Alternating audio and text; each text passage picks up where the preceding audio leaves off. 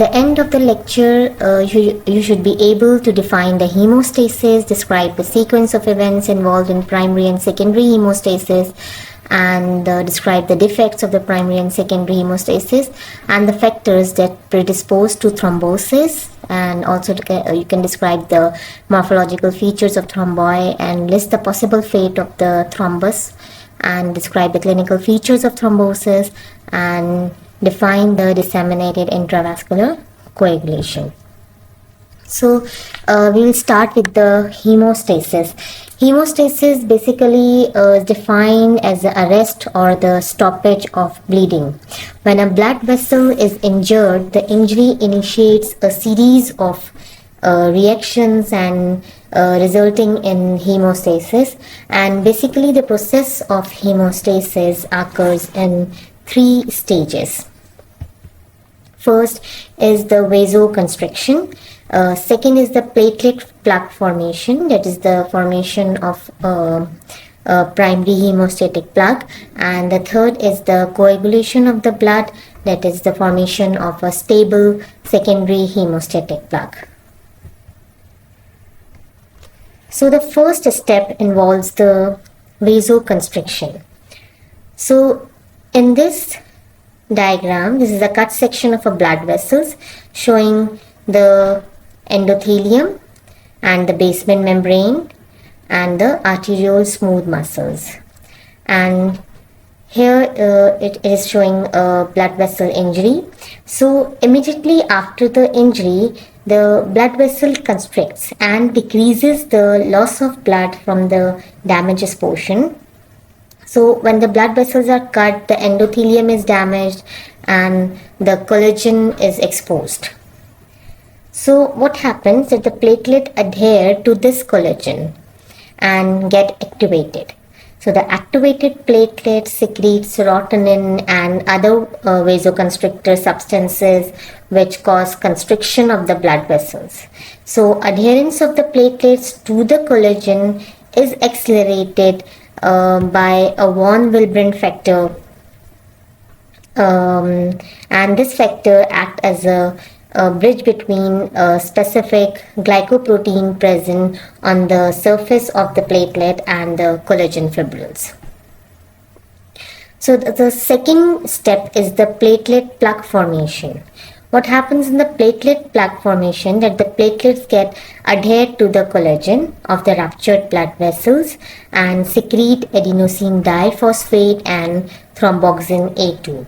These 2 substances attract more and more platelets and activate the another platelets.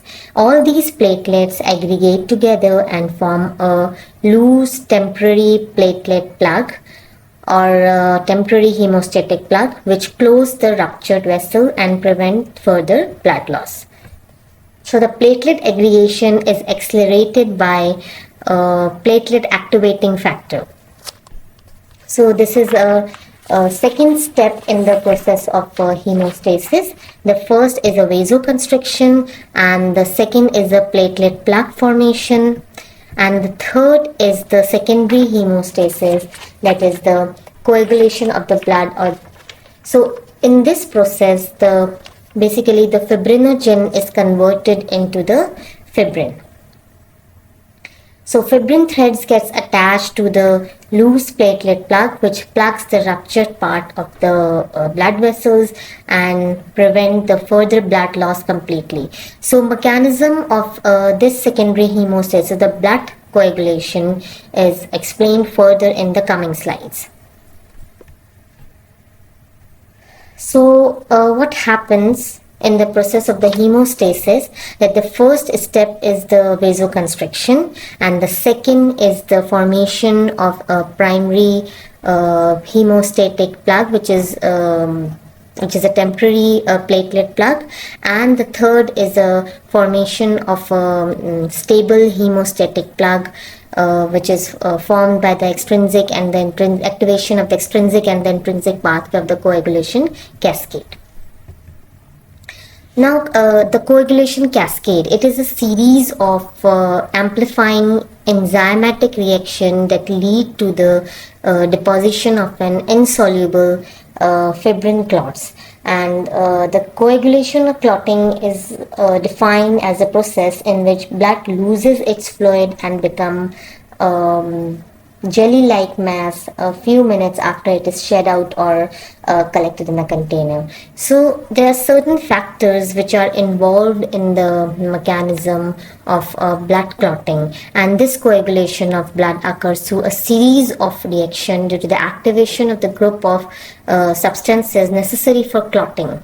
And these 13 clotting factors are the factor 1 is fibrinogen, factor 2 is prothrombin, factor 3 is called the thromboplastin or the tissue factor, and the factor 4 is calcium, and the factor 5 is a labile factor, and the factor 6, factor 7 is a stable factor, and the factor 8 is the anti-hemophilic factor, while the factor 9 is a Christmas factor, 10 is called the Stewart factor, and 11 is the plasma thromboplastin, and the factor 12 is the Hegman factor or the contact factor, and the factor 13 is a fibrin stabilizing factor. So these are all the clotting factors involved in a blood clotting mechanism or blood coagulation. Now again, there is 3 steps in the blood clotting mechanism. The first is the formation of a prothrombin activator. The second is a conversion of the prothrombin into thrombin, and this thrombin acts on the fibrinogen and converts into the fibrin. So in extrinsic and intrinsic pathway, the first step is the formation of the prothrombin activator. So this formation of prothrombin activator occurs by 2 pathways: extrinsic pathway or intrinsic pathway. Extrinsic pathway starts when there is an injury to the tissues, and it starts with the tissue thromboplastin or tissue factor, or we can call it factor 3, and it provides a rapid clotting mechanism as compared to the intrinsic pathway. While the intrinsic pathway initiates when there is a trauma to the blood itself. So the difference between the extrinsic and the intrinsic pathway is that the extrinsic pathway initiates when there is an injury to the tissues, while the intrinsic pathway starts when there is a trauma to the blood itself. So it starts with the platelet factor, and it relatively slow process as compared to the extrinsic pathway. So in blood clotting mechanism, the first step is the formation of a prothrombin activator by the extrinsic and the intrinsic pathway. So what happens in the intrinsic pathway for the formation of the prothrombin activator? So blood clotting commences with the formation of a substance called a prothrombin activator, which converts prothrombin into the thrombin. So its formation is initiated by substances either within the blood or outside the blood. So in intrinsic pathway for the formation of prothrombin activator is initiated by the platelets, which are within the blood itself. So during the injury, the blood vessel is ruptured, endothelium is exposed and endothelium is damaged, and collagen beneath the endothelium is exposed. When factor 12, the Hegman factor, comes in contact with the collagen, it is converted into the activated factor 12A in the presence of the kallikrein and the kininogen. So the activated factor 12 converts the factor 11 into the activated factor 11, and in the presence of the HMW kininogen, and the activated factor 11 activates the factor 9 in the presence of the factor 4, which is a calcium. So this factor activated factor 9 activates the in turn that activates the factor 10 in the presence of the factor 8 and calcium. When platelets come in contact with the collagen of the damaged blood vessels, it gets activate and release the phospholipids, platelet phospholipids. Now the activated factor 10 reacts with the platelet phospholipids and the factor 5 to form the prothrombin activator. So the activated factor 10 along with the platelet phospholipids and the factor 5 form the prothrombin activator, and this needs the presence of the calcium ions, and this factor 5 is also activated by the positive feedback effect of the thrombin. Now this prothrombin activator acts on the prothrombin and converts it into the thrombin, and this thrombin acts on the fibrinogen and converts the fibrinogen into the fibrin. So in this way the intrinsic pathway forms the prothrombin activator, which starts with the trauma to the blood itself, and it starts with the platelet factor. Now comes to the extrinsic pathway for the formation of the prothrombin activator. In this pathway, the formation of the prothrombin activator is initiated by the tissue thromboplastin, which is formed from the injured tissue. So the sequence of events in extrinsic pathway is that the tissues that are damaged during the injury release the tissue thromboplastin, that is factor 3, and the thromboplastin contains proteins, phospholipids and glycoproteins which act as a proteolytic enzymes, and the glycoprotein and the phospholipid component of the thromboplastin convert factor 10 into activated factor 10, and in the presence of the factor 7. So activated factor 10 reacts with the factor 5 and phospholipid component, converts the factor 10 into the activated factor 10 in the presence of the factor 7. So basically the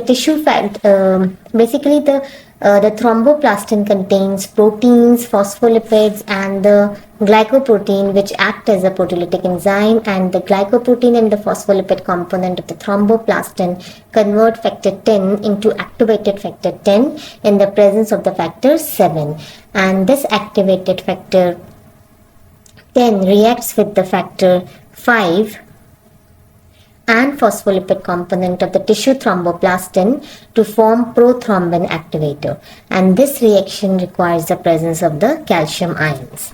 So in this way both the extrinsic and the intrinsic pathway causes the formation of the prothrombin activator.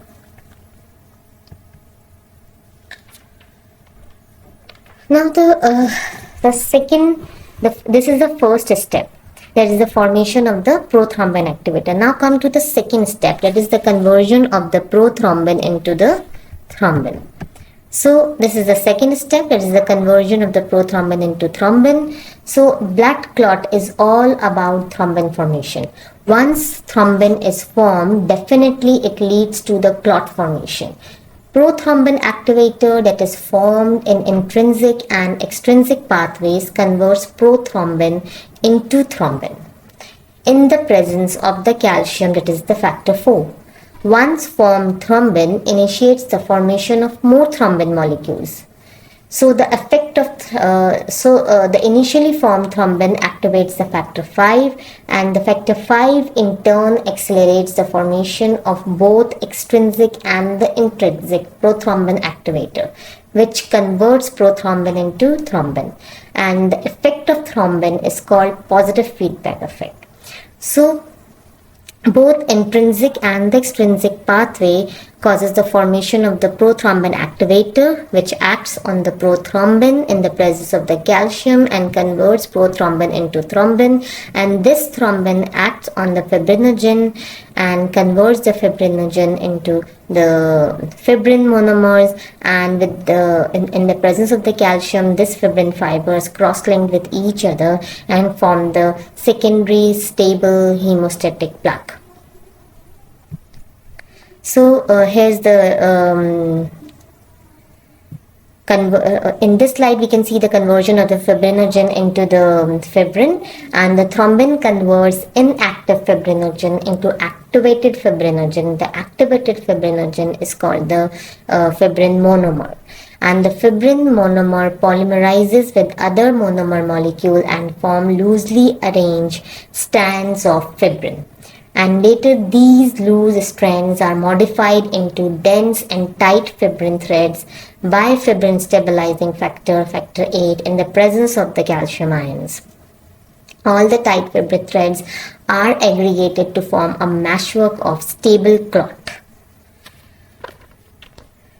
So this is the third step, that is the conversion of fibrinogen into fibrin.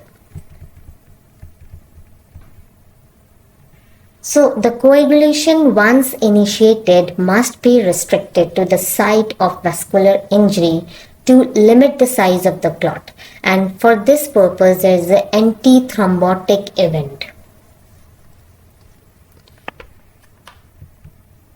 Now, in the antithrombotic event or the fibrinolytic cascade, in this there is a plasminogen activator, tissue plasminogen activator, which acts on the plasminogen to convert into the plasmin, and this plasmin acts on a fibrin and causes the degradation of the fibrin, and which is called the fibrin degradation products, FDPs. So this antithrombotic event or fibrinolytic cascade is very important for the restriction of the limit the size of the clot, or the process of the coagulation must be restricted to the site of the vascular injury. So this is all about the coagulation cascade. So we already discussed the intrinsic and the extrinsic pathway, and all the events in the extrinsic and the intrinsic pathway. So I'm going to summarize the process of the hemostasis. In this, the process of the hemostasis, the first step is the vasoconstriction. The second step includes the formation of a primary hemostatic plug by the platelets, and the third is the formation of a stable secondary hemostatic plug by the activation of the extrinsic and the intrinsic pathway. And the extrinsic and the intrinsic pathway involved in the three steps. That is the formation of the prothrombin activator, and this prothrombin activator act on the prothrombin and converts into the thrombin, and this thrombin act on a fibrinogen and converts it into the fibrin. So this is all about the coagulation cascade. Now there are three steps of the hemostasis. As we already discussed, there is the primary hemostasis. Primary hemostasis occurs through the platelet plug formation, and obviously the primary hemostasis depends on the normal number and the normal function of the platelets. The secondary hemostasis depends on the clotting cascade, and the activation of the intrinsic and the extrinsic coagulation pathway, and the activation of the clotting cascade, deposition and stabilization of the fibrin. Now the tertiary hemostasis includes the dissolution of the fibrin clot, and there is the fibrinolytic pathway, and it is depend on the plasminogen activation. Now comes on the hemorrhagic disorders. So we can classify the hemorrhagic disorders into the three categories. The first is due to the vascular abnormality, the second is due to the platelet abnormality, and the third is due to the coagulation factor abnormality. Now comes to the defects of the primary hemostasis. As we discussed, the primary hemostasis involves the platelets, and the aggregation of the platelets needs the von Willebrand factor. So any defect in a function or deficiency of the von Willebrand factor, or defect or the deficiency of the platelets, can cause the defects of the primary hemostasis and can present with a small bleed in the skin or the mucosal membrane, and it can present with the petechiae and the purpura. What is petechiae? The petechiae is a minute 1 to 2 millimeter hemorrhages, and the purpura is larger than the petechiae, which is around greater than 3 millimeter. So the defects of the primary hemostasis may present with the epistaxis, gastrointestinal bleed, menorrhagia, or intracerebral hemorrhage. So this picture shows the colonic mucosa, and it shows the punctate petechial hemorrhages due to the deficiency of platelets, that is thrombocytopenia. Now this picture shows the intracerebral bleed. Now come to the defect of the secondary hemostasis. And as we discussed earlier, that the secondary hemostasis involves the coagulation factor. So any defect or deficiency of the coagulation factor can causes the defects of the secondary hemostasis, and the defects of the secondary hemostasis present with the bleed into the soft tissue, that is muscles or joints, called hemarthrosis. So the hemarthrosis after the minor trauma is characteristic of the hemophilia, which is hemophilia is due to the deficiency of the clotting factor 8 and 9, which we'll discuss later in some other chapters in detail. Now the defects in the small vessels. Now the defects in the small vessels presents with the palpable purpura and ecchymosis. What is ecchymosis, or the bruises? These are the hemorrhages of 1 to 2 centimeter in size. And what is hematoma? The defects in the small vessels can present with the hematoma. This is the extravasated blood, and it is sufficient in volume to create a palpable mass of blood. And the purpura and the ecchymosis are characteristic of the systemic disorders that disrupt the small blood vessels, for example in vasculitis, or that lead to the blood vessel fragility, for example the amyloidosis and scurvy.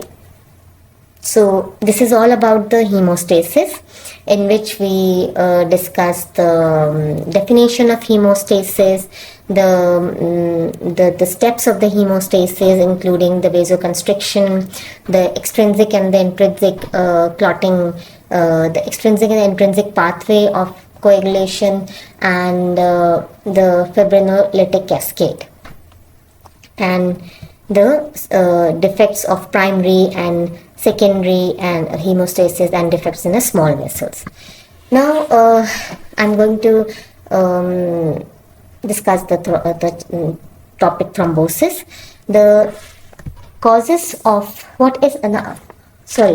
thrombosis is basically the formation of the blood clot inside the blood vessel, and this thrombosis causes the obstruction of the blood flow through the circulatory system and can cause serious complications to brain, lungs, and other organs.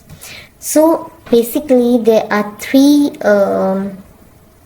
factors which involves in the formation of thrombosis. Any cause which can cause the endothelial injury, or can cause abnormal blood flow, or hypercoagulability. So these 3 causes of thrombosis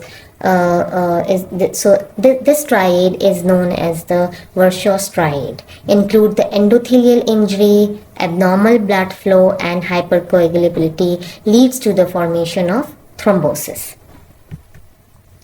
So what happens in endothelial injury? The commonest cause of thrombus formation, mainly in arterial circulation and in the heart. So the loss of endothelium exposes subendothelial extracellular matrix and the release of the tissue factor, and reduces local production of the prostaglandin I2 and plasminogen activators. So endothelium need not to be physically disrupted to contribute to the development of thrombosis. Any dynamic imbalance of the prothrombotic and antithrombotic effects of endothelium can influence the clotting locally. So the endothelial dysfunction can be induced by a variety of insults, for example, hypertension, turbulent blood flow, bacterial products, radiation injury, metabolic abnormalities such as hypercholesterolemia or toxins absorbed from cigarette smoke. So these all can induce the endothelial injury. Now comes to the second cause, that is stasis or the turbulence of blood flow or the abnormal blood flow. So first we know the normal blood flow. What is a normal? Normal blood flow is a normal laminar blood flow. That is, platelets and other blood cells are found mainly in the center of the vessel lumen, separated from the endothelium by a slower moving layer of plasma. So the turbulence contributes to arterial and cardiac thrombosis by causing endothelial injury or dysfunction, while the stasis is a major contributor to the development of the venous thrombi. So stasis and turbulent blood flow both promote the endothelial cell activation and enhance the procoagulant activity. And the stasis allow the platelets and leukocytes to come into contact with the endothelium when the flow is sluggish, and the stasis slows the washout of activated clotting factors and impedes the inflow of clotting factor inhibitors. Now the third one is the hypercoagulable state. So the abnormal blood flow, that is the turbulence or the stasis, can be seen in the severe in several clinical settings. For example, the turbulence in the ulcerated atherosclerotic plaque, and the stasis can be seen in abnormal aortic and arterial dilations called aneurysm. Acute myocardial infarction results in focally non-contractile myocardium, can lead to aneurysm formation. For example, the hyperviscosity syndrome such as polycythemia increase the resistance to flow and causes small vessel stasis. And the deformed red cells in sickle cell anemia cause vascular occlusions with the resultant stasis. So these are all the several clinical settings in which the turbulence and stasis can be seen and causes the abnormal blood flow. Now the third cause is the hypercoagulable state. An important underlying risk factor for the venous thrombosis includes the primary genetic and secondary acquired disorders.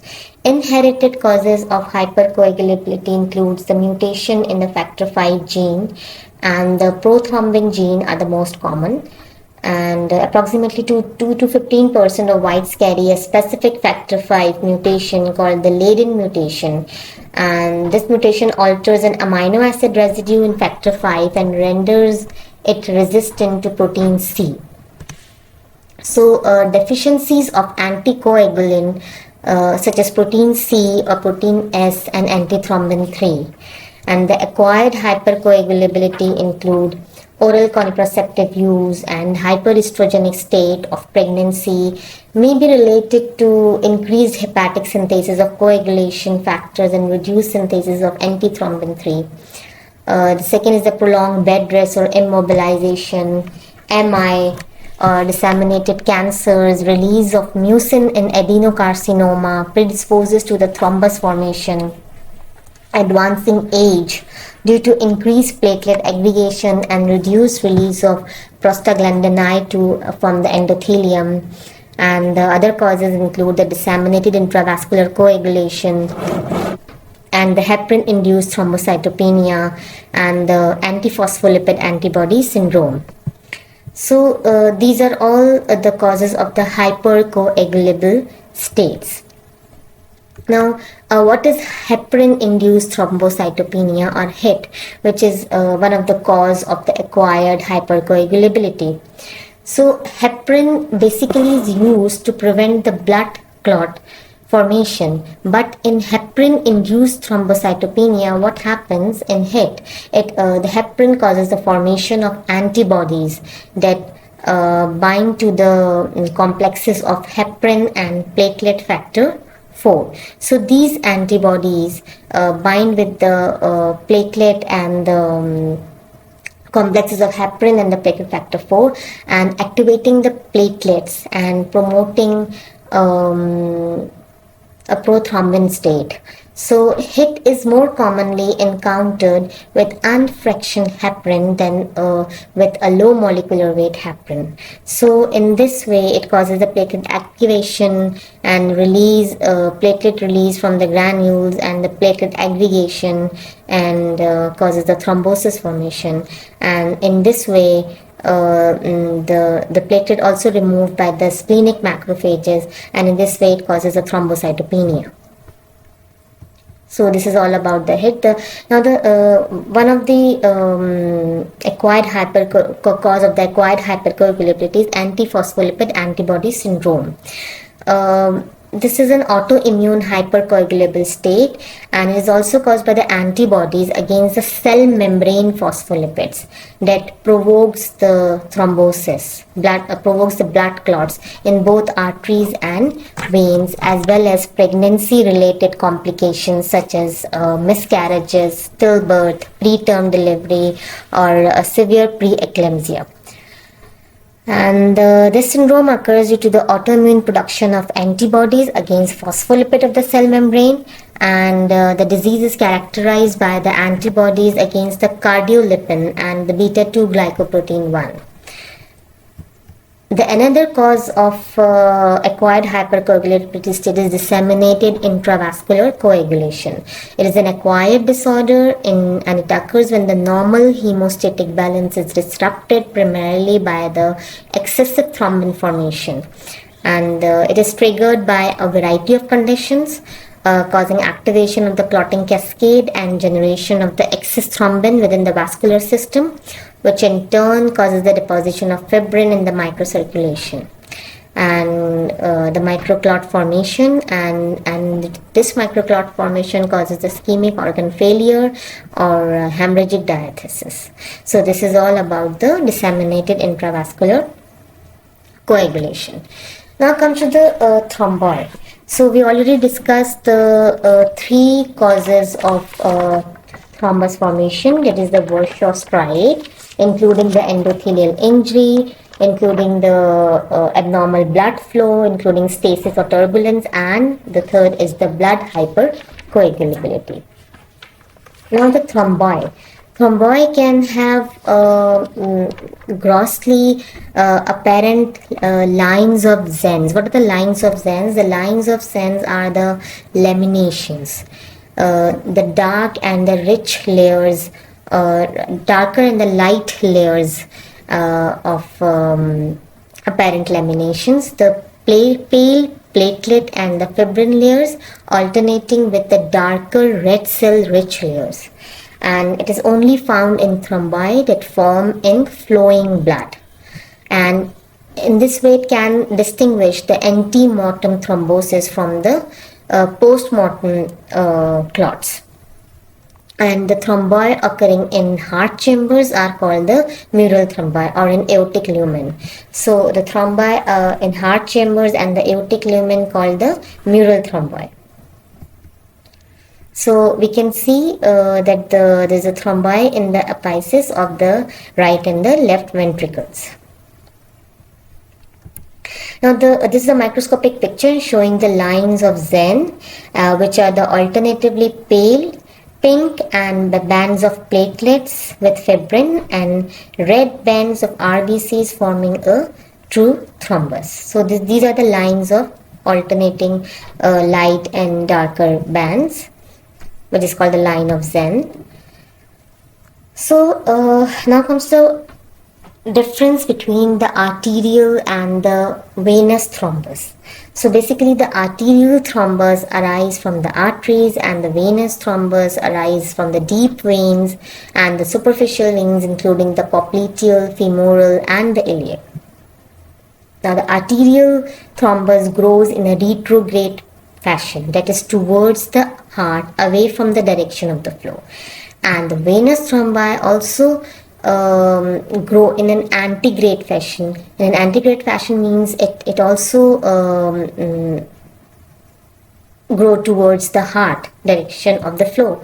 And the arterial thrombi forms at the site of the endothelial injury.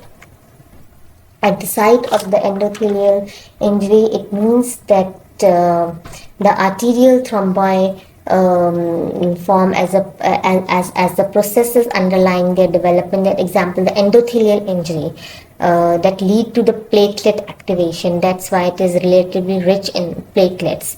And the venous thrombi form at the site of the stasis, and it tends to contain more enmeshed red cells because these thrombi form in the sluggish venous circulation, leading to the red color. The lines of Zenz are present as compared to the venous thrombi, in which the lines of Zenz are less prominent. And it is the arterial thrombi are firmly adherent to the vessel wall as compared to the venous thrombi, which are loosely attached and easily detached and to form the emboli. So in arterial thrombi, the emboli can move to the heart, coronary, cerebral arteries, and to the aorta. And from the venous thrombi can move and cause the pulmonary embolism, and it is silent in the 50% of patients. So this is all about the arterial versus the venous thrombi. So what's the difference between the antemortem and the postmortem clots? At autopsy, the postmortem clots can sometimes be mistaken for the venous thrombi. So the postmortem clots are gelatinous, and due to the red cell sac and to the red cell settling have a dark red dependent portion and a yellow chicken fat upper portion.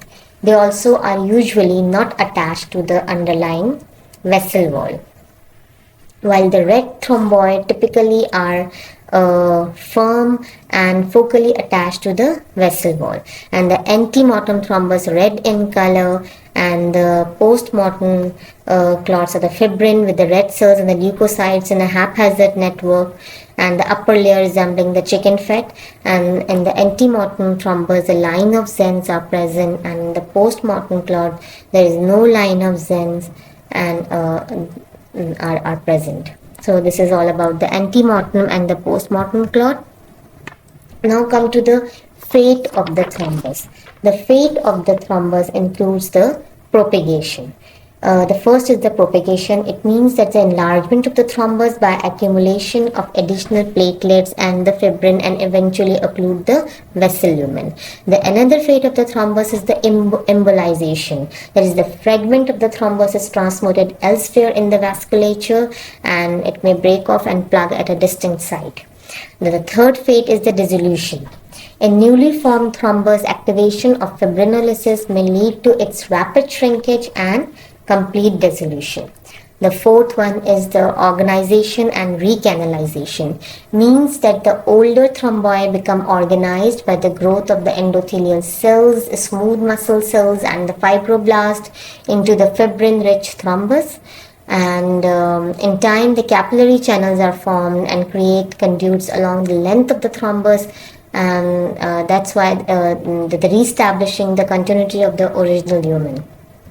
The another fate of the thrombus is the bacterial seedling of the thrombus, which serve as the culture medium, and the resulting infection may weaken the vessel wall and eventually leading to the formation of a mycotic aneurysm. So this is all about the fate of the thrombus.